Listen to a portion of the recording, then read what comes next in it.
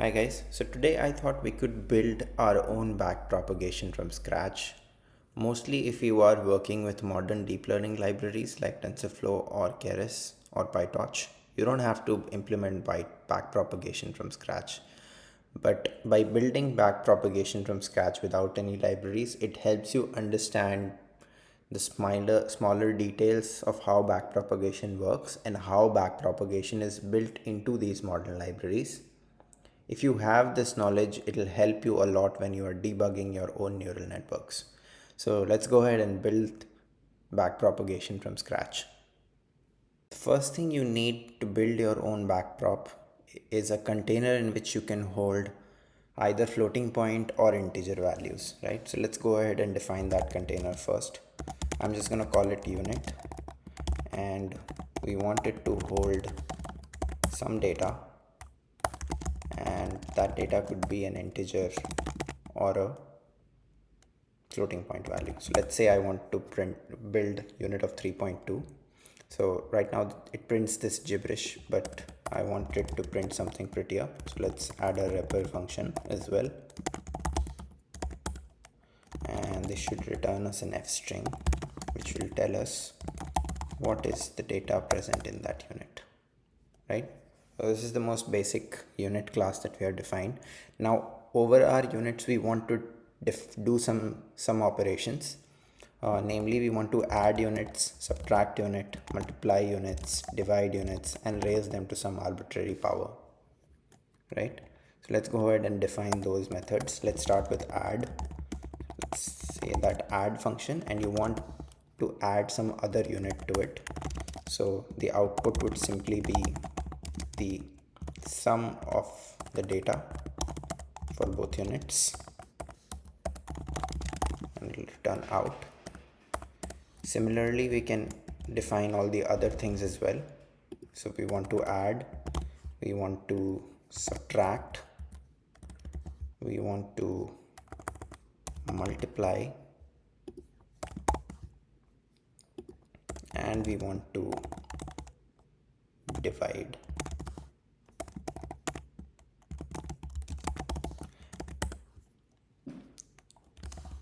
So divide would be this. In fact, divide is not so different from multiplication if you think about it. So I'm just gonna define division as a multiplication. So we would say that you can do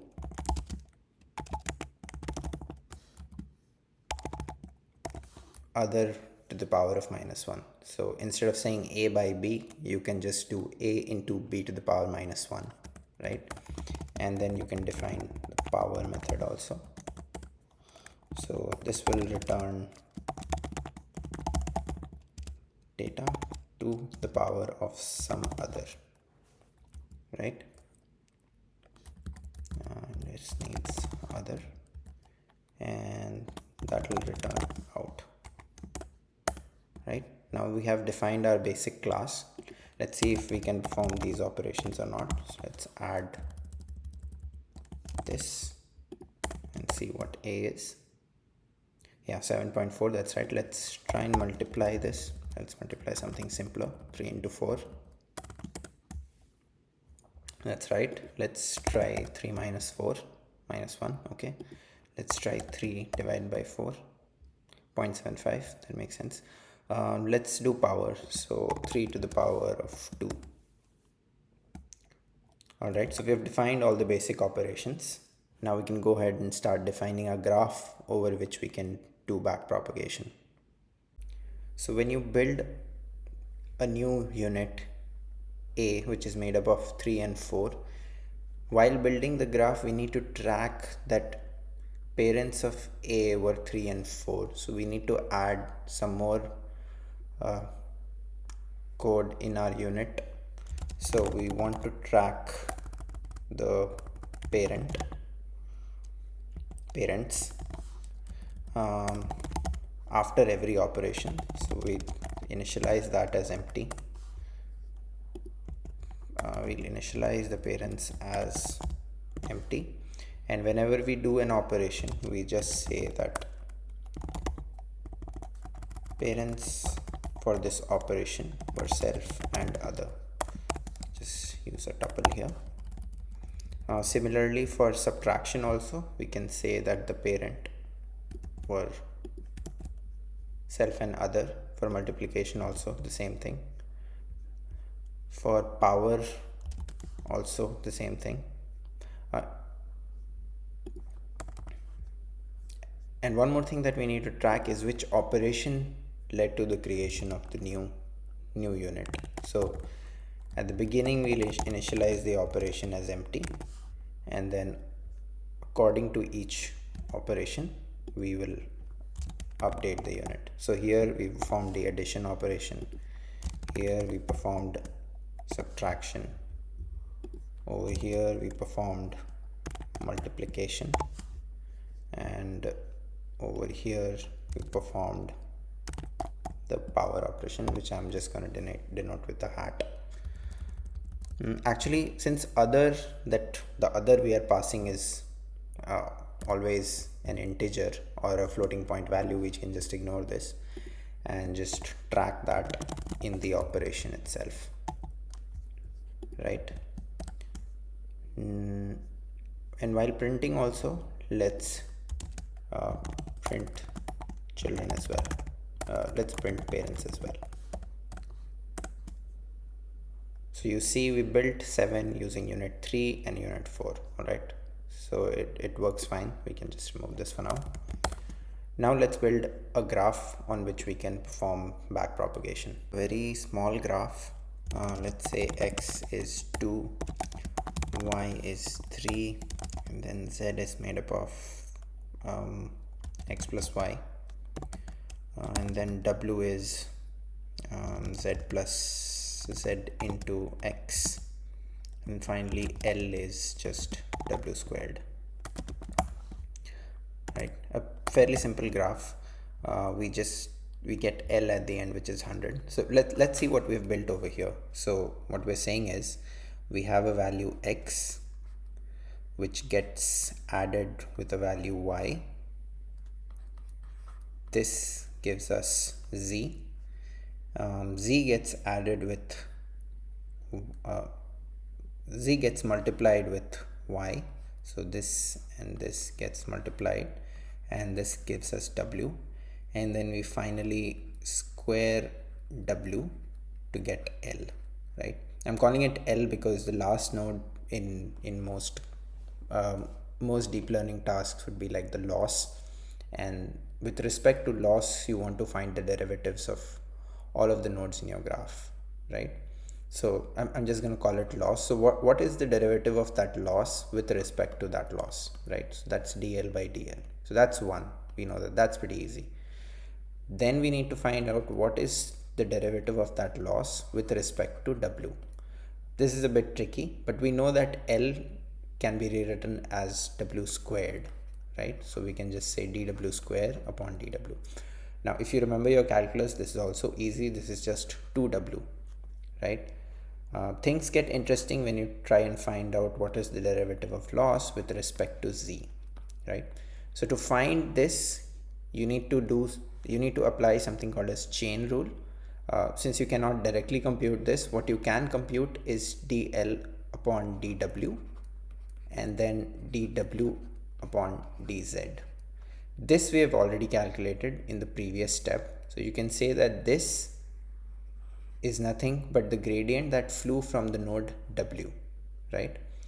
And we know that w is actually made by multiplying z and y. So w can be rewritten as z into y upon dz, and that's just y, right? Similarly, when you go ahead and calculate dl by dy, you would find yourself in a similar chain rule where you would say, I don't know dl by dy, but I do know dl. I can rewrite that as dl by dw and dw by dy, and I know y is made up of z and y, and I can write that as dy, and that will just give me z, right? So we are going back over this graph and computing these partial derivatives at every step and reusing the gradient values or derivatives that we have calculated from the previous node. So let's see how we can code that up. So let's go ahead and add a few class members so that we can compute the gradients for each unit. To begin with, we'll just set our gradient to 0, and we don't know what the backprop method is going to be, so I'm just going to initialize that also as an empty function. This backprop method depends on what the operation you performed to build the new node. For example, if you built node W by multiplying Y and Z, the backprop method would be different as compared to a node that was built by applying the addition method, right? So let's go ahead and start with the multiplication method. So when you multiply two nodes, what would be the backprop method in that case? So in that case, you would update the current node's gradient by multiplying it with the gradient of the next node. So that's dl upon dw, and y, so that's the data in the other node. So you multiply it with other dot data, and the gradient in the other node similarly is out dot grad into self dot data. So that's what we got here. So dl by dw is out dot grad, that's common across dl by dz and dl by dy, and then tw by tz computes to y, so that's the node in the other data, and for y that's z, so that's self dot data. When you do power operation, similarly the backprop method would be different.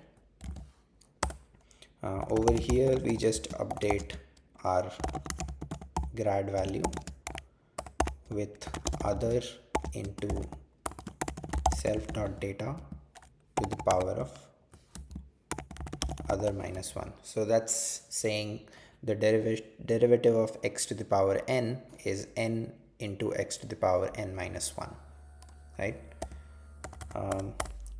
Now what happens when you apply an addition operation?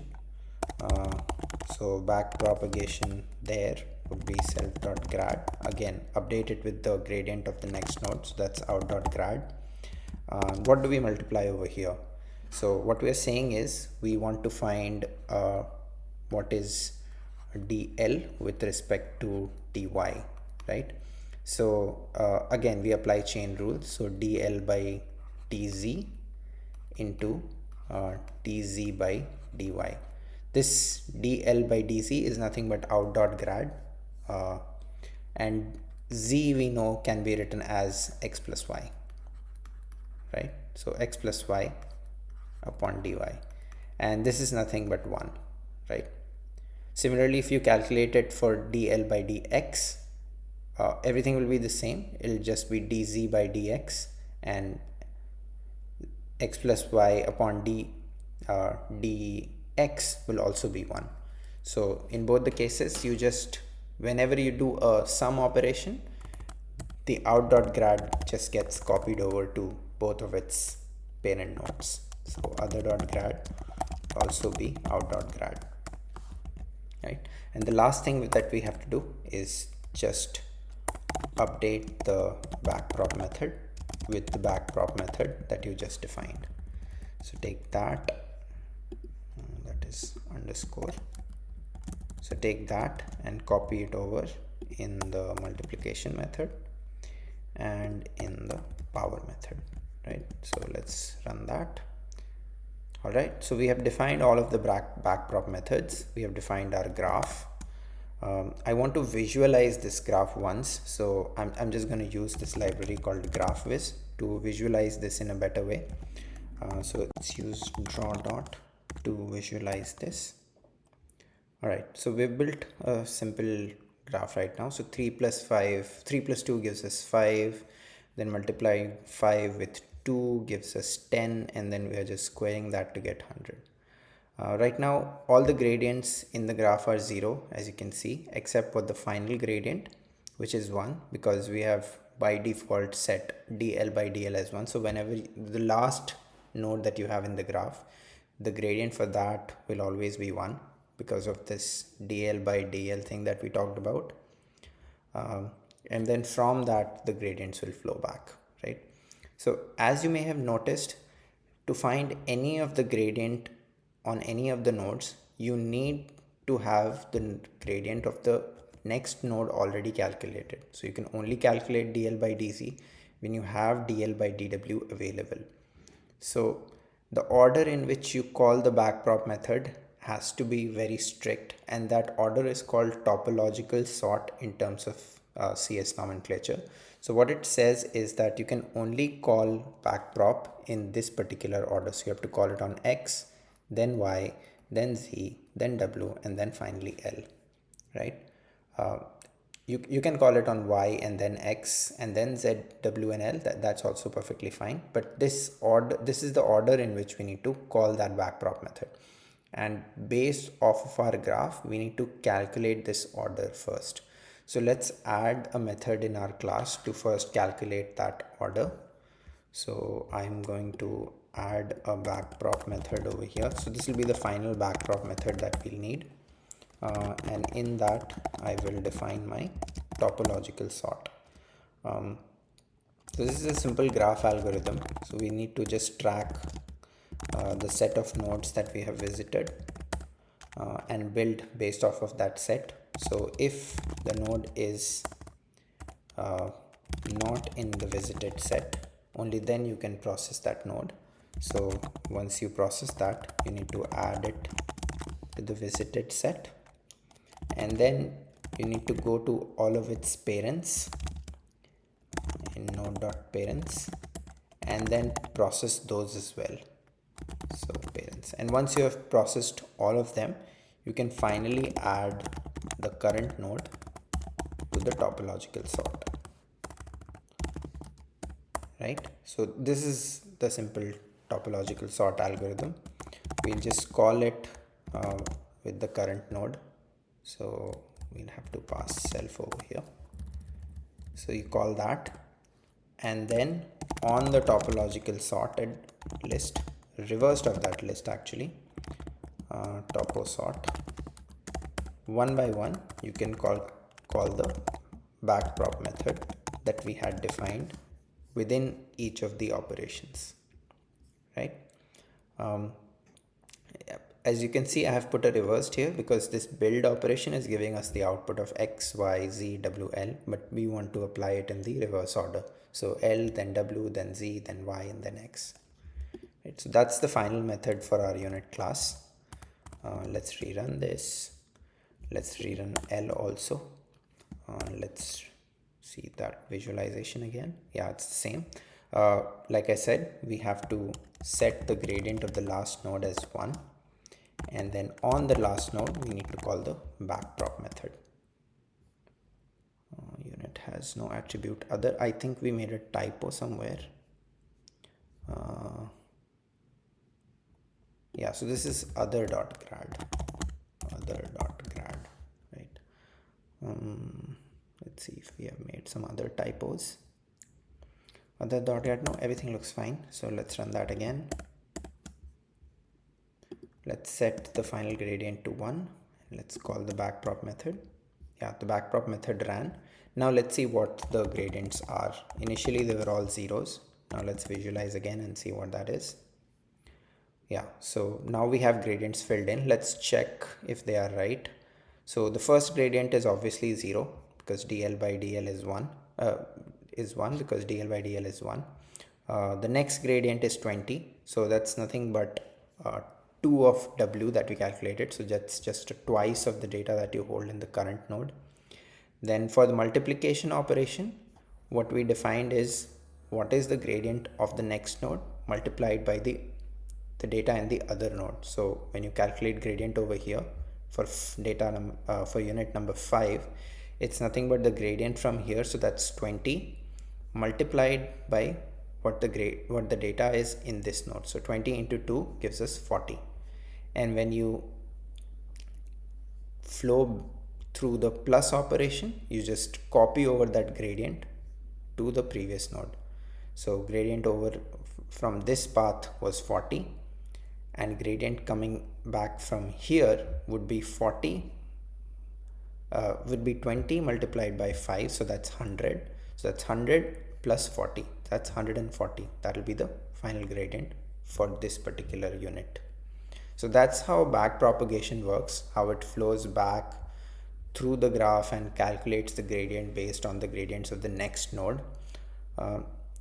So that's it about developing that unit class that we were saying, but I do want to go a step further and really build a model based off of that unit. So we'll see that next. So I want to solve a regression problem with the unit class that we have built, and we'll solve that problem using backpropagation. For the problem, we just pick this toy dataset library.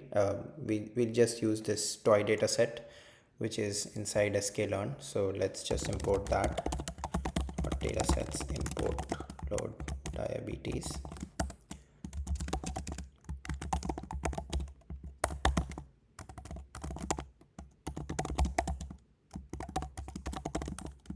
So this is just a toy dataset with a few samples where you have some features X, which are just scaled, age, height, weight, BMI, that kind of stuff, and an output value which is like the sugar level for that patient. So we'll just solve this toy problem using the unit class that we have built, and using that unit class we want to build something which is called an artificial neuron.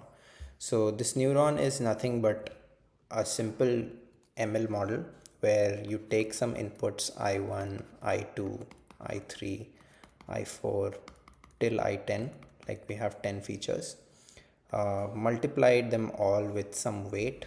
So that's W1, W2, W3 and so on. So these weights will be nothing but our units, and then one more term called bias. This will also be a unit, and then output some value, and this output will be nothing but that sugar level that we are trying to predict, right? And we'll optimize all of these weights in the neuron based off of the backprop algorithm that we just wrote. So let's go ahead and define that neuron class. So let's say our class is called neuron, and in the init method we need two things, self and the number of inputs. So the number of inputs in our case would be 10, because this X shape is 10. So we need some weights, so these will be our units, and how many of those? Same as the number of inputs that we have, and a bias term that will also be a unit. So to begin with, we will initialize all of the units to be random.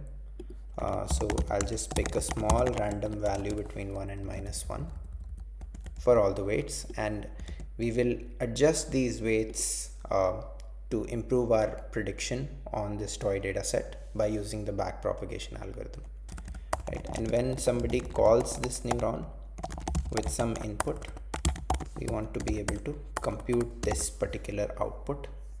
So how do we compute that? That is nothing but we just sum up all the weights multiplied by inputs. So wi and xi in zip of self dot weights and input, and then finally add the bias term to it. That will give us the output. Alright, so that's our neuron class. Let's instantiate it. 10 inputs. So right now when I call it, it's just gonna give some gibberish value. There's an underscore missing over here. Yeah, so right now it's just some negative value as compared to the original value, which I think is 151. So let's see for just 10 values, for a few samples, how it performs, right? So for x and zip of x, let's take first 5 values, and let's print the neuron value and the actual output for that x and xi and yi. So let's call this with xi and yi, and let's see what the output is. So right now it's just outputting some random values, and as opposed to the actual values that are there. That's because this neuron is not trained. So let's go ahead and define a training loop for this particular neuron, right? So let's define a trainer. This takes the input data, the input labels, the model, and for how many epochs you want to run this, right? So for every epoch that we want to run this in range of epochs, we want to calculate some loss, right? And initially this loss is empty, right? And the output of our model is nothing but neuron. So we need to loop over our training data. So xi and yi in zip of x and y. So initially the loss is empty, and as we iterate over our input data, we keep calculating the output from our model, so xi, and the loss is nothing but how far off we are from the actual output. So we have our output and the real output and how far off they are, so the difference between them. And just to make sure that we penalize all of the differences equally, we'll just square it. Like if your answer is 10 and the real answer is 12, that should be penalized the same way as if it were 14 minus 12, right? So both of these, one of them is -2 and the other one is +2. So to make them both equal, we'll just square it up. This is also called as mean squared error, right? So you calculate the total loss at the end, which is nothing but sum of all of these losses upon the number of samples that you have. So that's the length of loss. So that's why it's called mean squared sample. So it's square of each of the samples and the mean of all of the samples, right? And like we spoke earlier, we just set all of this the last node. So this total loss is the last node in our graph. We'd set that gradient to 1, and then on this total loss we'll call our backprop method, right? And let's say after each iteration we print what the total loss was along with the epoch number. So let's make an f string actually. So what's our epoch?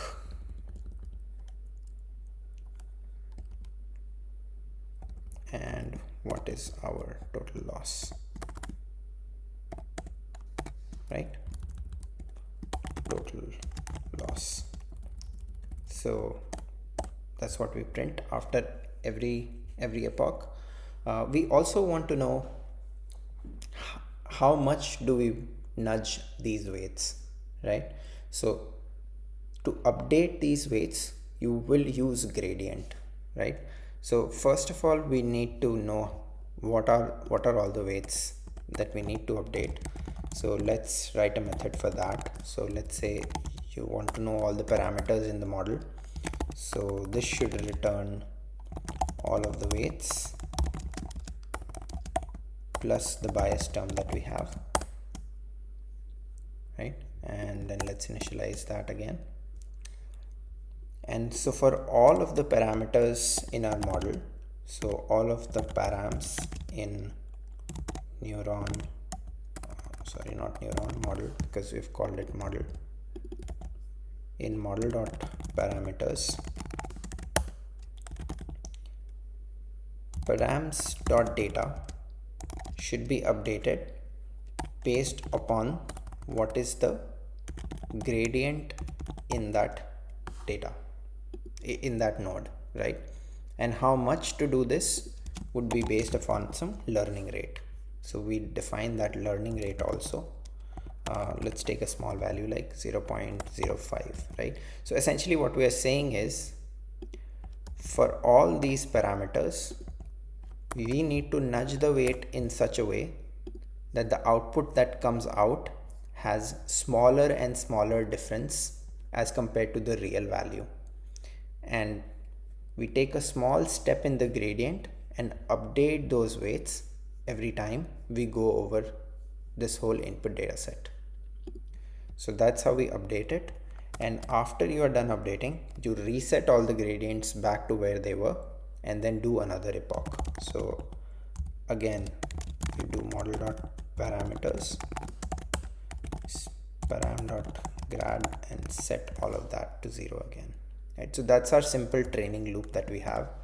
Let's run that trainer. So that's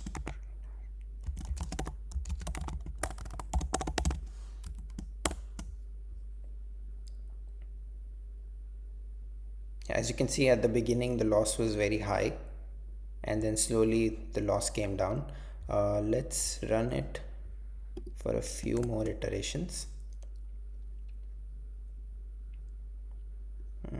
Let's increase the learning rate a bit. Let's try 0.7.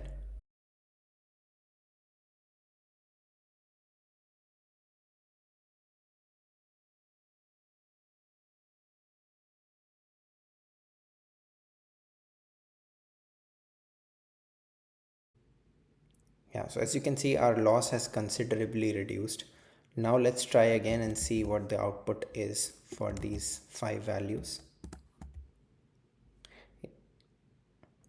Yeah, so now it's much closer to what it was before. Before it was just some random values that we were outputting from our model, but post training it's somewhat closer to what the real value is. If you want to just visualize this, let's use the matplot library for that. And let's say we want to plot a scatter plot which plots the real values in y against the output of our neuron.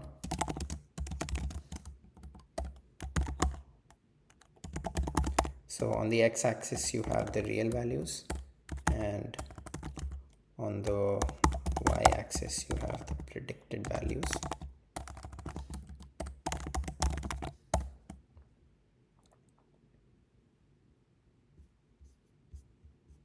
Sorry, this has to be dot data. Yeah, so as you can see, it's almost around the x equal to y line. I think if we train it a bit more, it'll get even better.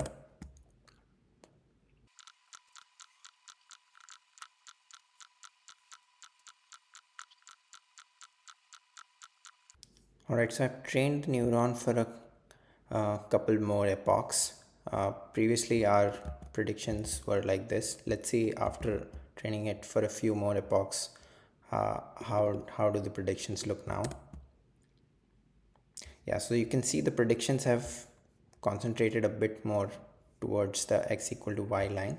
So I guess if we train it even further, it will become even better.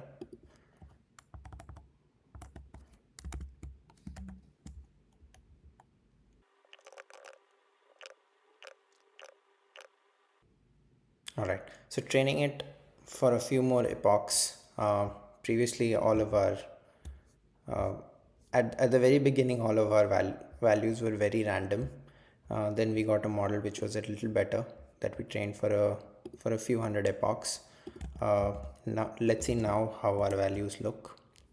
Yeah, so it's much more in line with what the actual values are. Let's see how this graph looks now. Yeah, so it's slowly concentrating more and more towards the x equal to y line as our predictions become closer to the real values.